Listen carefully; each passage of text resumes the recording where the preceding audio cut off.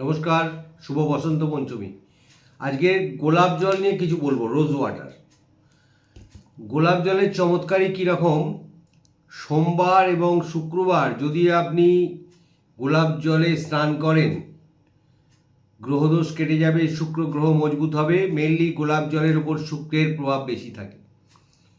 বাড়ির যদি কোনো দোষ থাকে, মনে হচ্ছে দোষ আছে, আপনি গোলাপ জলে সঙ্গে গঙ্গা জল মেশাতে পারেন, নাও মেশাতে পারেন। গোলাপ জল নিয়ে ঘরের সমস্ত ভেতর থেকে ছেটাতে ছেটাতে বাইরের দিকে এসে দরজার পর্যন্ত, মেন দরজা বা প্রধান দরজা পর্যন্ত এই জলের ছিটা দিন। বাস্তুদোষ নিবারণ হবে। বাড়িতে অশুভ শক্তি সহজে এন্ট্রি নিতে পারবে না। গোলাপ জলের খুব ক্ষমতা। করে দেখুন। শুক্রবার স্নান করবেন, সোমবার স্নান করবেন। সোমবার শুক্রবার দুদিনই এই গোলাপ জল বাড়ি থেকে ছিটাতে ছিটাতে বাইরের প্রধান দরজা পর্যন্ত যান।